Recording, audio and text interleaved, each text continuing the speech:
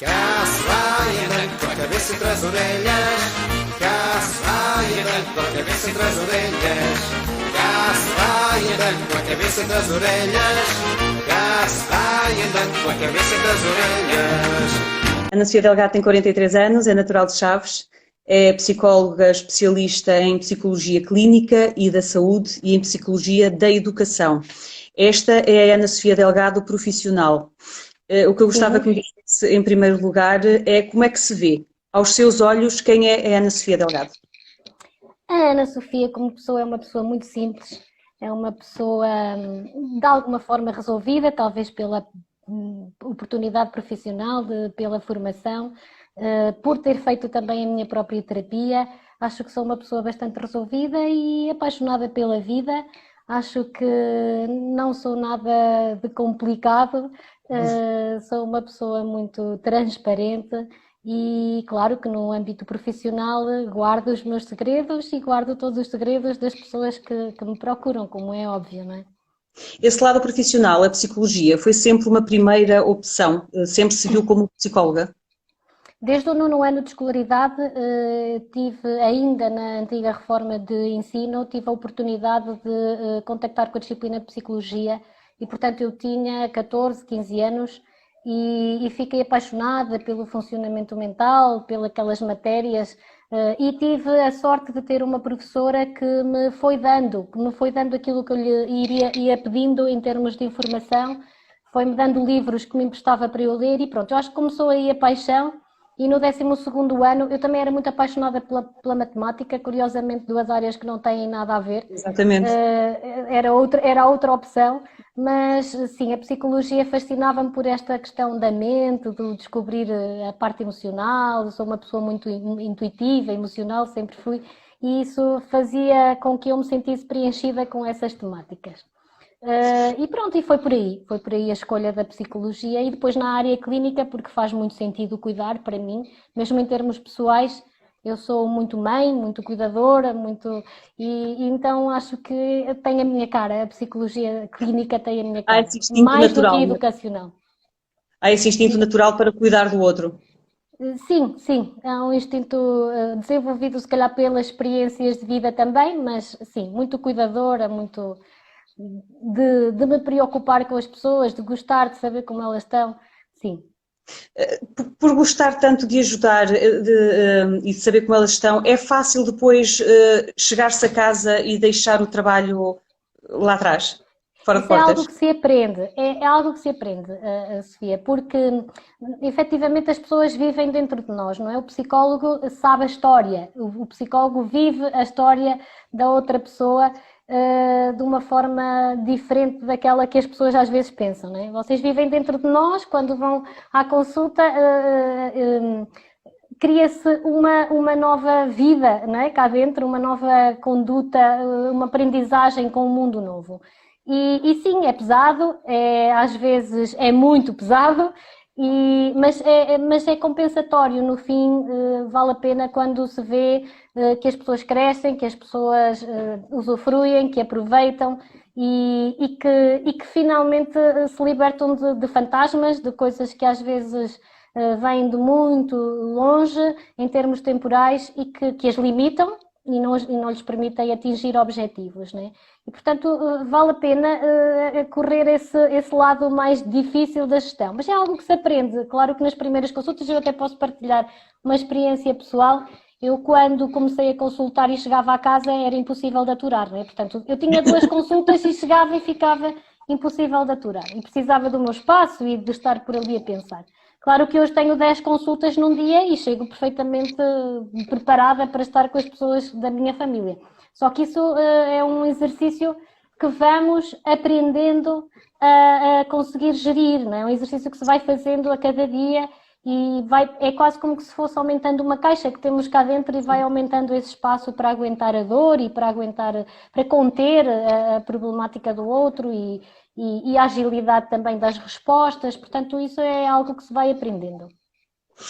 Se por um lado quem exerce, por exemplo, medicina, o corpo humano basicamente é todo igual, não é? Como é que se tratam as doenças da alma? Cada ser humano tem um sentir, uma emoção diferente e a mesma experiência é vivida de forma diferente dependendo da pessoa que temos à frente. Como é que se tratam as doenças da alma? Como é que isso é feito no dia a dia? As doenças da alma são doenças ligadas muito ao corpo. Nós somos um todo, né? Eu vejo muitos corpos que falam. Eu sinto muitas vezes os corpos a falar para mim, não é? Além da expressão, do não verbal, de tudo isso, a própria doença física às vezes é a comunicação de muitas emoções guardadas, recalcadas, menos resolvidas. E o fator psicológico da doença física cada vez está mais estudado e cada vez percebemos mais que isso é evidente, não é? E às vezes as pessoas pensam, como é que uma doença tão grave, como um cancro, por exemplo, pode ter um fator psicológico? Tem, às vezes o fator psicológico é até o maior fator da doença. Portanto, eu sei que isto é um bocadinho chocante para algumas pessoas, mas a verdade é que o fator psicológico da doença existe, da doença física. E por isso é que eu acho que nós somos um todo e, embora o corpo tenha uma base comum, não é?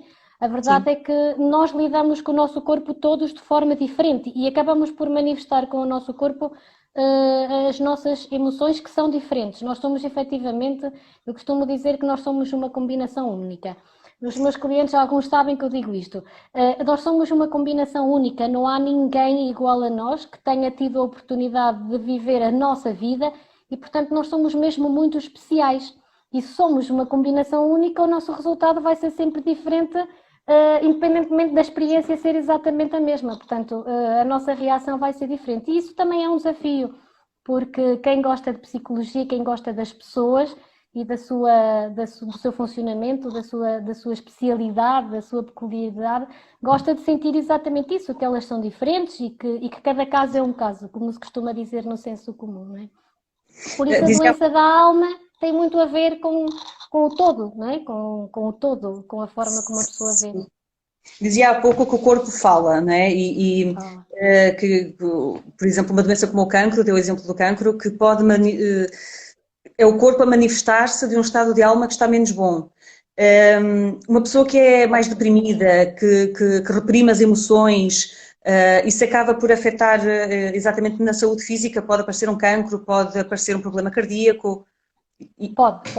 Em função da nossa personalidade e do nosso funcionamento, existem doenças mais habituais relacionadas com certos sentimentos, não é? Por exemplo, a ansiedade muitas vezes localiza-se a nível do estômago, nós próprios sentimos a dor, não é? O aperto no peito, nós às vezes até localizamos. Claro que isso depende de cada pessoa, mas nós localizamos até os nossos sentimentos no nosso corpo. E, efetivamente, o corpo depois fala, comunica isso, não é? Existe alguma relação, dependendo depois também de uma série de fatores individuais, mas existe alguma relação com isso. Depois, o cancro, o que é o símbolo do cancro? É algo que se destrói do nosso corpo a si próprio. Portanto, às vezes nós fazemos isso com os nossos sentimentos, não é? Vamos destruindo partes de nós, e bloqueando partes de nós e que vão acabar por destruir a nossa vivência emocional e o nosso bem-estar. Portanto, às vezes o corpo fala simbolicamente daquilo que nós estamos a sentir psicologicamente. Nós somos um todo e, portanto, é impossível separar as duas componentes da vida, não é? O paciente tem de querer ser tratado, ou seja, não basta o psicólogo chegar lá e dizer que, ok, eu vou ouvi-lo. Se o paciente chegar lá e não se abrir, se não quiser genuinamente ser tratado, a magia não acontece? A magia não acontece, não há magia, há um querer, não é? Tem que haver algum querer. Efetivamente, por exemplo, há muitos pais que levam os adolescentes à consulta porque acham que eles têm um problema e quando eu falo com o adolescente não acha que tem um problema. Portanto, não é o momento para aquele adolescente ser visto por um psicólogo. O que eu acho é que tem que haver a percepção de que há um problema, né? E às vezes a pessoa pode resistir em ir à consulta, mas querer a consulta. Pode resistir porque tem algum medo, porque não quer admitir e precisar imenso. Há pessoas que vão à consulta a primeira vez empurradas e depois querem muito. Mas também há outras pessoas que não vão porque não são puxadas e quereriam e iriam usufruir. Contudo, quando a pessoa está efetivamente numa fase em que não vê, não sente um problema, não adianta que as outras pessoas vejam, isso não vai resultar nada. Eu não estou disposta para uma relação, não estou disposta para mexer dentro de mim, portanto eu não vou usufruir da consulta de psicologia e obter os meus objetivos. Funciona um pouco como, peço desculpa, funciona um pouco como no Alcoólicos Anónimos. Não vale a pena ele ir se ele não admitir que tem o problema. Pode estar a assistir e dizer, não, isto não tem nada a ver comigo. Pode assistir e alguma coisa fazer sentido lá dentro, não é? No caso da psicologia, em termos de consulta individual, é complicado que isso possa acontecer porque nós precisamos do mundo do outro para poder ajudar. Precisamos que a pessoa dê qualquer coisa para poder ajudar, não é? E depois também é um contexto de exposição, de tocar em coisas muito específicas, de coisas muito particulares. Portanto, se vamos mexer em algo que é muito íntimo e que a pessoa não está disposta a abrir, quer dizer, seria muito invasivo e não é isso que se pretende de uma consulta de psicologia. É preciso que haja o tempo certo, às vezes não é o tempo certo da pessoa, não quer dizer que mais tarde não possa procurar ajuda, e mesmo que toda a gente à volta dela ache que tem que ser a pessoa a sentir. Às vezes, lá está a resistência da primeira consulta. Aquilo que eu aconselho neste caso é, por via das dúvidas, experimentamos uma vez, vamos perceber se nos sentimos bem e desmistificamos um pouco esta coisa de que a psicologia é para os doidos, ou que às vezes esse preconceito ainda prevalece, não é? E desmistificando um bocadinho isso e pondo-nos lá no papel de paciente, pode ser o desbloquear de muitas coisas, né? E criar aquele espaço de relação com o técnico pode ser uma experiência completamente diferente daquela que imaginamos. Acho que eu acho que falou aí num ponto fundamental. Tem que haver uma certa química entre o psicólogo e o paciente. Acho que tem que haver aquela empatia natural. Tem que haver como todas as relações, não é? Nós recorremos a outras pessoas, noutros serviços, e tem que haver um bem-estar, claro que sim. Claro que a nossa experiência como técnicos vai nos permitindo ter mais capacidade para nos adaptarmos a todo o tipo de pacientes, mas nós também somos humanos e temos os nossos limites, as nossas fragilidades e se calhar eventualmente com algum tipo de perfil, de personalidade, podemos não encaixar tão bem pelas nossas próprias fragilidades, não é? E se calhar com o tempo a experiência vai dando esta flexibilidade. Mas se pensarmos na pessoa, ela tem que ir à consulta e sentir-se bem, porque não é suposto ser uma má experiência, de todo, não é? Em que situações é que é, por exemplo, usada a terapia de grupo? A terapia de grupo tem que haver alguma partilha de problemáticas. Há várias questões que podem fazer com que uma terapia de grupo se desenvolva, mas tem que haver alguma partilha, algum aspecto comum, uma patologia comum, um perfil comum, uma faixa etária. Tem que haver aqui algumas questões. Numa cidade pequena como Chaves não é possível fazer isso porque toda a gente se conhece e é complicado porque depois as pessoas sentem-se muito expostas e sentem que estão, no fundo, a trazer coisas que depois vão ser comentadas lá fora. Mesmo na consulta individual as pessoas têm esse receio. Sim. Como é óbvio, nós não podemos mesmo comentar nada. Isso é outra coisa que faz parte do perfil do psicólogo, não é? O guardar o segredo absoluto e depois lidarmos com a pessoa noutros contextos que nos cruzamos socialmente de uma forma perfeitamente natural e isso para nós é essa separação, o paciente e a pessoa cá fora. Não estamos preparados para isso e é fácil. Claro que é uma coisa que se vai também apurando, se calhar nos primeiros contactos que a gente tem, nas primeiras consultas, vê a pessoa na rua, fica-se mais constrangido. No tempo fica-se perfeitamente preparado para encontrar quem quer que seja. Por exemplo, uma das questões que às vezes acontece é nós dizermos à pessoa na consulta, numa cidade como a nossa, às vezes fazemos isso, que na rua não vamos cumprimentar a pessoa, na rua não vamos abordá-la de uma forma direta e que ela se sinta à vontade para o fazer connosco, por exemplo. Não expondo, não é? Não expondo, porque quem me conhece sabe que sou psicóloga e se eu cumprimentar alguém, eventualmente a pessoa pode estar a sentir-se constrangida. Claro. E, portanto, eu deixo as pessoas nessa liberdade, não é? Eu não cumprimento, as pessoas se quiserem cumprimentam-me, dependendo dos acabam por ser um bocadinho, fazem o papel de padres, não é? Porque a pessoa vai ali e confessa-se e sabe os segredos e... depois... O padre tem um papel de punitivo, às vezes, não é? Vai lá, então reza 10 Ave-Marias. Nós não temos esse papel, não estamos mesmo lá para censurar, nem para fazer julgamento nenhum.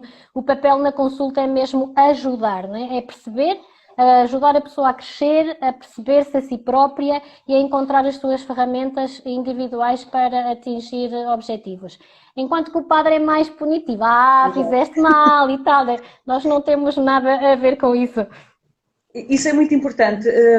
Eu falo por mim, já recorri a consultas de psicologia e o facto de sabermos que a pessoa que lá está não nos vai julgar, de conseguirmos ver que quem lá está é o técnico, o profissional e não uma pessoa normal como nós, que não vai julgar absolutamente nada do que nós estamos a dizer.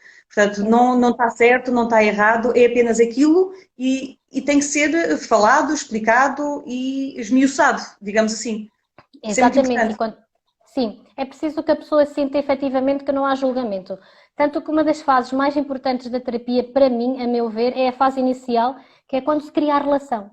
Quando nós criamos a relação com a pessoa, a partir daí tudo pode ser, não é? Porque a pessoa fica com a certeza de que não vai ser julgada através das nossas reações com aquilo que nos é dito, fica com a certeza de que não vai expor nada e fica com a certeza que vai viver dentro de nós, porque nós vamos nos lembrando das coisas que são ditas na primeira sessão, na segunda sessão, e as pessoas às vezes acham curioso, doutora, como é que se lembra disso que já foi há 3 anos atrás? Pois é, só que está cá dentro, não é? Está cá dentro e faz falta voltar a tocar no assunto e a gente vai buscar. Portanto, a partir desse momento em que a pessoa sente esta segurança na relação, a magia passa a começar a acontecer progressivamente, gota a gota, né? Não há uma magia, não há um imediato, mas há um processo, não é? Exatamente como a vida também é um processo de crescimento e na terapia é um bocadinho da vida, não é? É uma fatia da vida. Considera que as doenças do foro psíquico são um pouco postas de lado, digamos assim? Trata-se mais o corpo e esquece um bocadinho de tratar o que está cá dentro? Felizmente eu acho que essa visão está a mudar.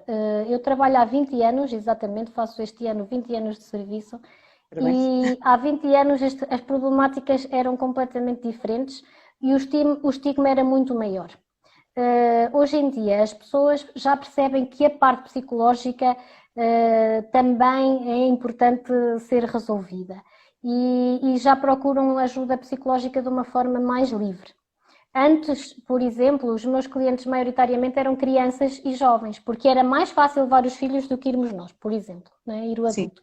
Hoje a minha faixa etária maioritariamente são adultos e jovens adultos, portanto as coisas mudaram. Em termos do que é a procura da consulta. Não quer dizer que não haja muitos meninos na consulta, mas até os meios, as respostas, por exemplo, em termos escolares, até as respostas naturais das instituições onde eles estão, acabam por já ter um psicólogo e há 20 anos não havia escolas com quase nesse tipo de resposta. Portanto, estamos a falar de haver já um acesso e uma liberdade maior de recorrer a este tipo de serviços e isso muda muito o foco, muda muito no fundo, quando a pessoa pensa onde é que eu vou pedir ajuda, se calhar deixa-me pensar também nos sentimentos, no meu mal-estar. Há pessoas que vêm à consulta de psicologia sabendo que estão a sentir coisas físicas, portanto isso já é muito bom, não é? A percepção de que, ok, se calhar estou a sentir isto fisicamente, mas pode ser psicológico, então se calhar até é mesmo psicológico, então vou procurar um psicólogo. Isto já é um bom sinal, não é?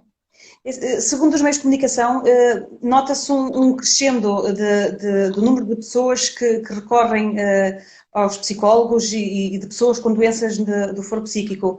Isso deve-se a quê? Porque é que há tanta gente com ataques de pânico, com ansiedade? É o corre-corre do dia-a-dia?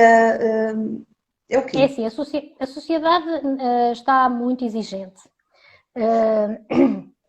Com esta situação da Covid-19, por exemplo, no último ano, os casos de ansiedade e mesmo pessoas que estavam em consulta já com sintomatologia perfeitamente controlada, as coisas dispararam, porque esta situação, por exemplo, trouxe medos, incertezas, o desconhecido, portanto, a ansiedade é um dos sintomas que mais visibilidade tem neste momento. Portanto, mesmo pessoas que nem tinham esse tipo de sintomatologia conseguiram manifestar agora e trazer cá para fora esse tipo de sintomas.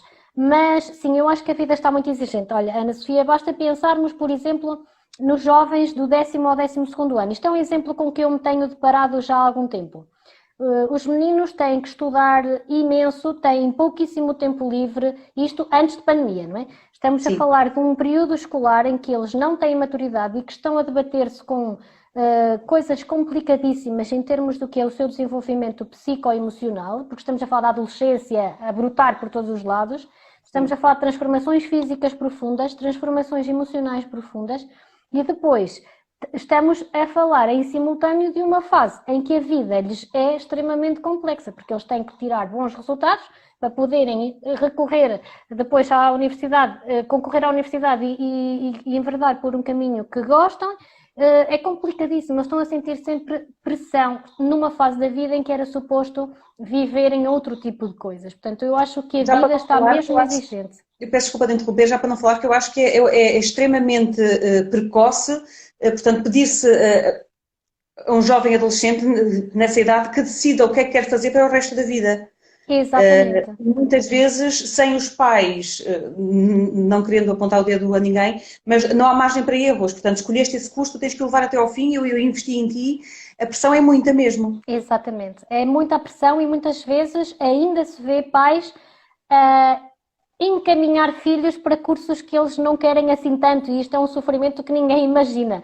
Muitas vezes a frustração... Vão para o sonho dos pais e não para o sonho deles. Exatamente, e ainda se vê muito isso, o que com tanta informação e com tanto apelo que nós fazemos os psicólogos, não é bom, não é mesmo, é negativo e é pesado, e há experiências negativas que os jovens estão depois a viver em tempos da faculdade, repetições de anos, deixar coisas para trás, porque não estão felizes, não é? Não estão felizes. Portanto, a parte do ouvir por dentro, ouvir o que está dentro, perceber quais são as motivações, quais são as competências em que eles se sentem mais seguros a aplicar, e, portanto, isso tudo é mesmo uma orientação vocacional para o futuro, isso é muito importante. Existem esses recursos, inclusive nas escolas, por que não usar, não é? Por que não respeitar e aceitar? Simplesmente, não é? Aceitar que o jovem tenha as suas próprias escolhas.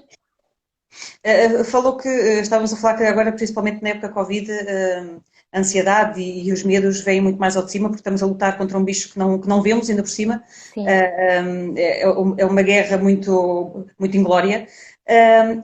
Há uma linha SOS de apoio psicológico a nível nacional. Fazia sentido estender a nível regional esse tipo de ajuda? Daquilo que eu tenho visto e das experiências que eu tenho partilhado com pessoas, os colegas que estão no SNS 24 têm formação, têm especificidade para a função que estão a desempenhar. Houve um ganho. Na área da psicologia no SNS 24 houve um ganho, não é? Finalmente os psicólogos foram, por causa da pandemia, e entraram numa área que é extremamente importante, que é a área de resposta rápida, não é? A primeira linha da frente. Eles estão a fazer isso com formação, estão a fazê-lo de uma forma,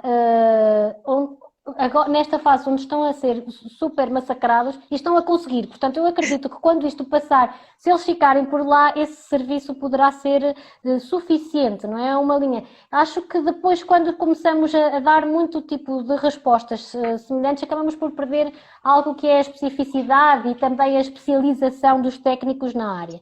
E de repente, se toda a gente começar a fazer muito isso, se calhar vamos ter um serviço menos especializado, não é? E o que também é importante para o utente saber encaminhar um utente é importante. É um papel que às vezes as pessoas desvalorizam, mas o encaminhamento bem feito pode ser a resolução, pode estar na chave da resolução do problema. E é preciso que haja gente especializada nessa área também. Portanto, é primeiro contacto. É difícil, a pessoa não está presencialmente, o técnico tem que ter algumas ferramentas e saber usá-las para depois poder encaminhar convenientemente. Por isso eu acredito que seja suficiente, Sofia. Daquilo que eu vou conhecendo da Ana Sofia, isto é giro porque hoje somos duas Ana Sofias, dá a sensação de que a Ana Sofia Delgado é uma pessoa bastante espiritual. Portanto, há uma ligação aí a outras energias. Até que ponto a meditação, por exemplo, pode ser um bem essencial, e principalmente agora que estamos em pandemia, que estamos todos em casa, fechados, até que ponto a meditação pode ser fundamental neste processo de ansiedades e de medos?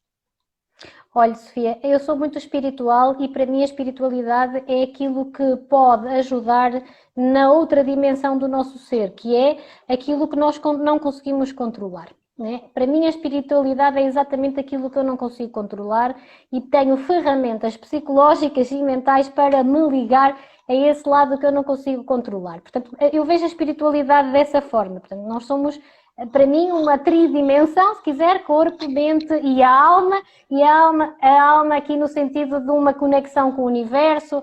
Acho que todas as coisas podem caber aqui, desde que a pessoa se sinta bem e que viva essas coisas que não consegue controlar de uma forma tranquila, não é?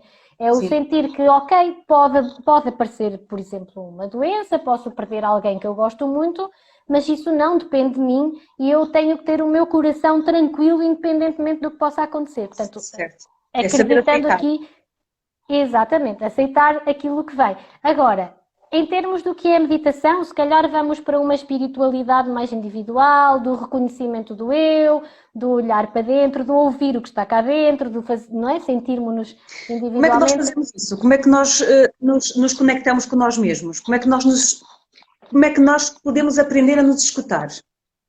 Há muitas coisas que podemos fazer, na minha visão, não é? Além de falar com alguém, não é? Que nós podemos descobrir coisas sobre nós na reflexão, na consulta. Eu acho que na meditação, ouvir-nos, gostar, o não ouvir outras coisas, só pensar naquilo que estamos a sentir, só pensar, não é? Há religiões em que dizem que isso é orar, há religiões, não importa. Se nós falarmos connosco próprios, nós vamos lá dentro, não é? Há emoções que vão sair à superfície e isso é o dar atenção a nós mesmos. Portanto, eu acho que isso é importante porque cria esse espaço de voltado para o eu, não é? Eu estou voltada para o eu. E acho até que isso efetivamente é uma ferramenta que pode ajudar a tranquilizar, a autoconhecermos, em vez de simplesmente fugirmos nas tarefas do dia a dia e nos conhecermos em termos do que é o funcionamento mais pragmático da vida. É se calhar deitarmos-nos em cima da cama e olhar para o teto pode ser meditar, não é? Ficar só connosco. Às vezes as pessoas fogem disto porque de repente dá-lhes vontade de chorar, ficam com o coração a bater mais depressa, lembraram-se de algo que está muito fresco ainda em termos de dor e se calhar não querem pensar naquilo. A meditação vai resolvendo, vai permitindo de trazer à superfície as nossas emoções. Para mim, pode ser só isto, meditar, não é? E depois cada um tem a sua corrente espiritual que vai encontrar esta ferramenta de várias formas e todas elas, para mim, têm o mesmo fundamento que é exatamente a pessoa olhar para dentro, não é? Ouvir-se. Eu digo isto muitas vezes na consulta, é preciso ouvir o que está cá dentro, não é? Temos que ouvir o que está cá dentro. Eu ouvi alguém dizer uma vez que grande parte do problema da humanidade reside no facto de o homem não conseguir estar 30 minutos em silêncio no seu quarto. Faz falta este silêncio. Faz. Era exatamente isso que dizia há pouco, não é? Faz falta. Estarmos, nem que seja só sem fazer nada, sem pensar em nada, simplesmente estar ali, parado. Estar, exato, sentirmos-nos. Eu acho que faz falta, da consulta também fazem falta os silêncios. Às vezes também acontecem silêncios, que são o momento mais difícil para as pessoas, porque de repente eu fico calada e a psicóloga também, o que é que eu faço, não é? E é o entrar lá dentro de uma maneira, despir-se muito e eu sei que isso é doloroso, mas faz falta. E se eu fizer isso sozinha, quando estou num momento de turbulência muito grande emocionalmente e não tiver ferramentas, é assustador. Não é por acaso que alguns meninos têm medo à noite quando vão para o quarto, não é? Porque de repente ficam sozinhos com eles próprios, não é o escuro que os vai engolir, são eles próprios que se vão engolir, não é? De repente é assustador ficar sozinho. Só que isso é uma coisa que tem que se ir superando ao longo da vida e, portanto, exercitando isso, ficando sozinhos, só connosco, às vezes não precisa de ser dentro do quarto, pode ser numa caminhada pela natureza. Acontece pessoas fazerem isso com o rádio desligado nas viagens de carro. São momentos importantes, não é? Importantes para olharmos para dentro. Até que ponto seria benéfico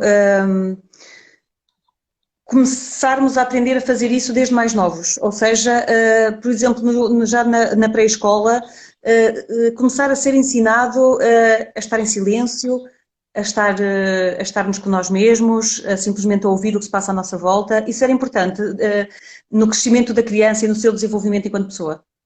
Sim, é muito importante, por dois aspectos.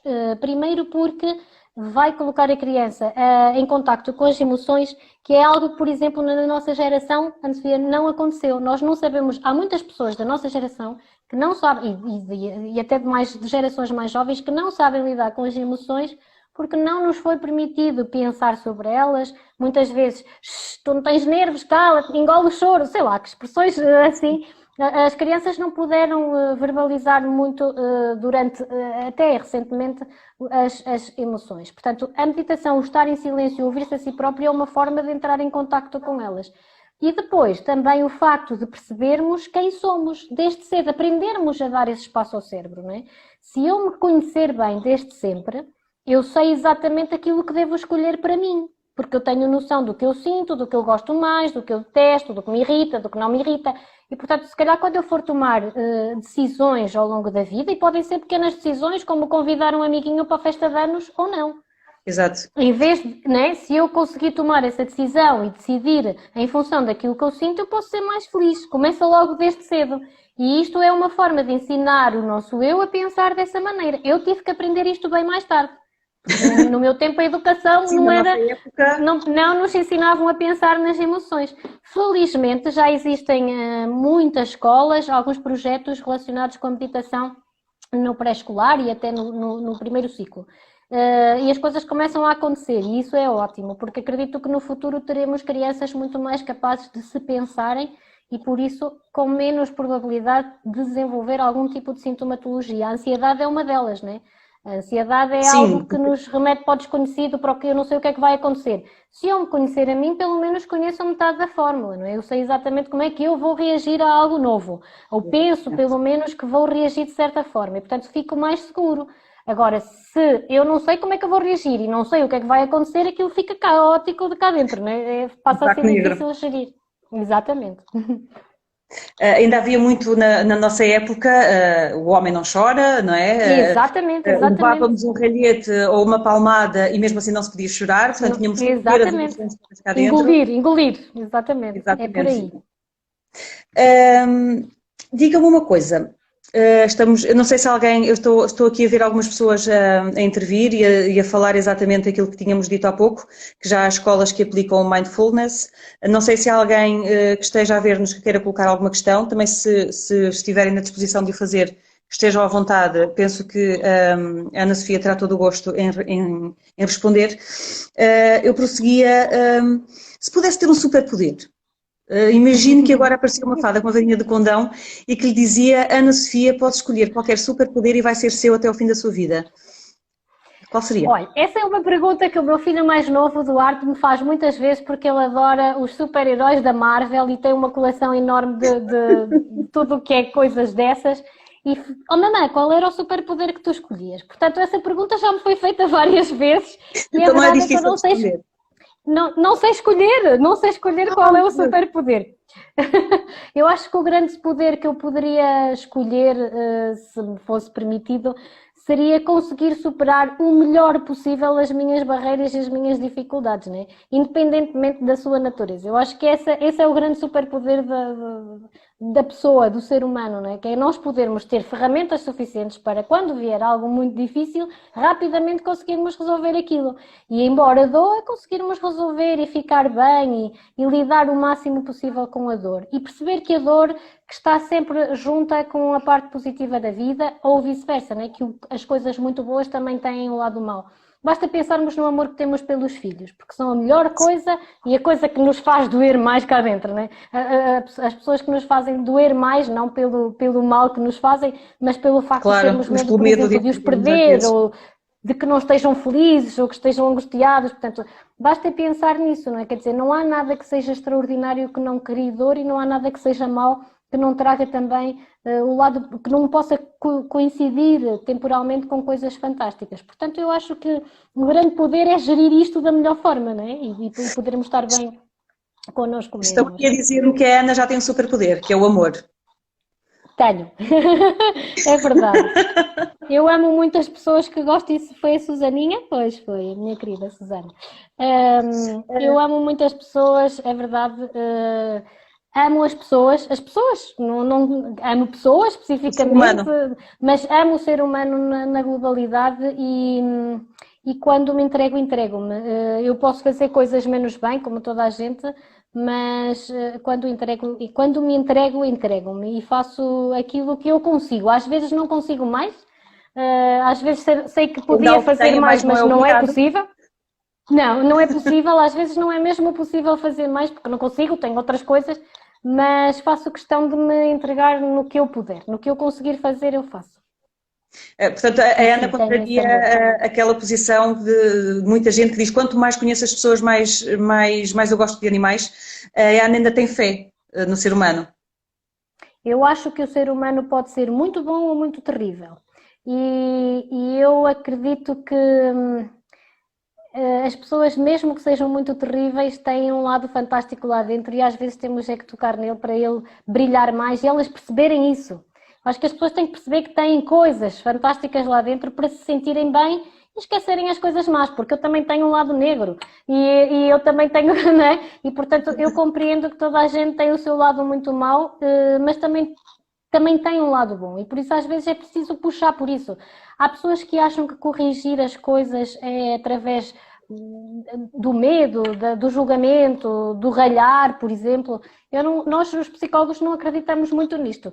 Nós acreditamos que potenciar as coisas boas vai fazer com que as pessoas se reconheçam dessa forma e que acabem por tomar atitudes alinhadas com aquilo que está bem, não é? E eu conheço pessoas incríveis, eu tenho a oportunidade de conhecer e eu agradeço mesmo às pessoas que me permitem fazer parte da vida delas, porque eu conheço pessoas muito mais incríveis do que eu e conheço exemplos de vida fantásticos e as pessoas chegam à consulta de rastros, não é? Mas são incríveis e às vezes não sei como é que lhes posso transmitir isso de uma forma tão intensa como eu sinto, porque as pessoas estão cheias de filtros e de nuvens negras e não se conseguem reconhecer. E há pessoas que eu adoro a história de vida delas à partida e elas estão num estado em que não se conseguem identificar assim, não é? E tirar aquilo tudo da frente para que elas vejam o seu lado bom, às vezes é um desafio difícil, mas é exatamente por aí, não é? Nós todos, ainda que o ser humano possa ser muito invejoso, porque a inveja existe, ou a maldade, ou não querer bem ao outro, a zanga, tudo isso existe, é verdade, existe. Mas se nós potenciarmos o resto, não é? Aquilo que é bom fica muito maior e relativamente ao que é mau passa a ser o dominante e se calhar é por aí a batalha, não é? Porque nós não podemos também apagar o lado mau do ser humano. Devemos é fazer crescer o seu lado bom. Acredita que piamente que todas, mas todas as pessoas têm um lado bom? Isso é uma pergunta difícil. Se nós pensarmos aqui em algum serial killer ou né? É uma pergunta difícil. Acredito que o ser humano funcional, um ser humano funcional, ok? Uma pessoa que tem o seu dia a dia regular, que tem uma família, que tem ou não, ou tem outras escolhas, ou tem outra ou não um trabalho, mas que é funcional e que pode ter alguns problemas, acredito que sim, que tem um lado bom. Agora, também, claro, quando estamos a pensar em extremos, quando estamos a pensar em pessoas com patologias relacionadas com algo, claro que essas pessoas vão fazer mais mal do que bem às outras pessoas, né? Isso sim. Mas, tal como diz aqui o Sérgio, somos o fruto de todas as experiências vividas, portanto, certamente essas pessoas que chegaram ao seu extremo são um fruto também, talvez, de um passado mal resolvido. Exatamente, sim, sim, sim. Eu acho que todas as pessoas terão direito a essa oportunidade, não é? A oportunidade de poderem relacionar-se com o mundo, de poderem ser ajudadas.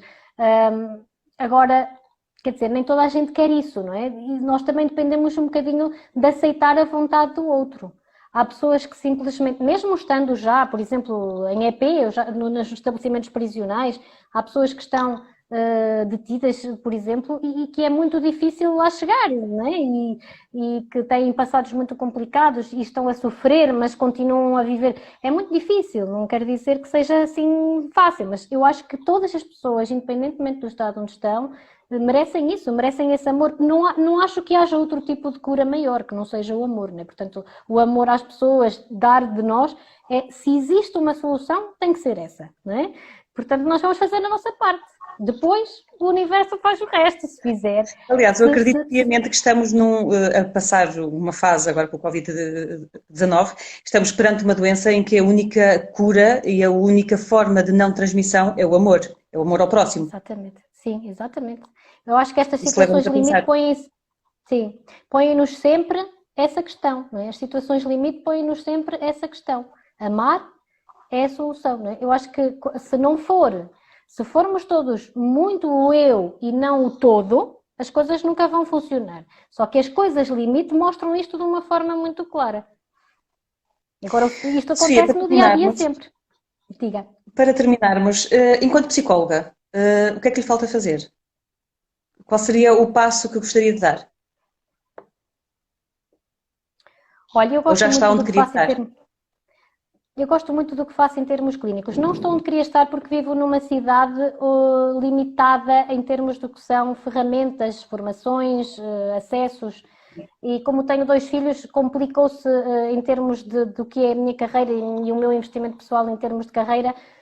Não foi, por exemplo, aceder a formações, porque o que existia mais próximo era no Porto. Agora começamos a ter isto através do online, mas durante muito tempo não era viável. E se calhar não estou onde gostaria de estar, mas se calhar o que me faz falta, tendo em conta agora este contexto social que vivemos, é viver muito mais o agora. Portanto, utilizar ferramentas se calhar mais do momento, se calhar ferramentas mais digitais. Já estou a fazer a consulta online, por exemplo, já do outro confinamento, que não fazia consulta online com pessoas que estão no estrangeiro, mas situações pontuais, Sim. Clientes meus que estão fora, mas não usava isto como uma ferramenta tão frequente, porque o contacto físico, o ver, a expressão no espaço físico é diferente.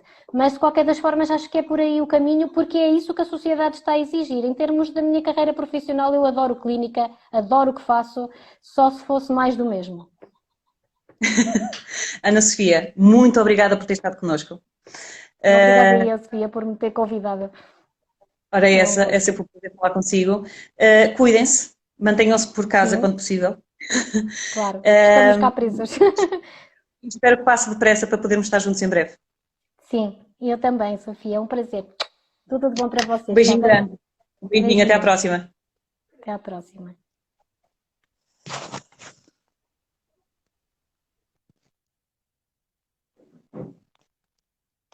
Chegou ao fim o nosso direto. Tivemos com a Ana Sofia Delgado, 43 anos, natural de Chaves, psicóloga.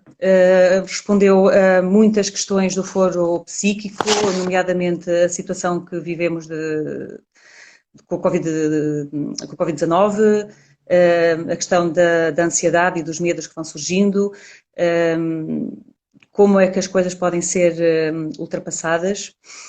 Agradeço a quem esteve connosco, a quem segue a página e a quem segue a psicóloga Ana Sofia Delgado. Estaremos cá próxima quarta-feira com outro convidado. Não vou dizer ainda para já quem é. E obrigada por terem estado comigo. Boa noite.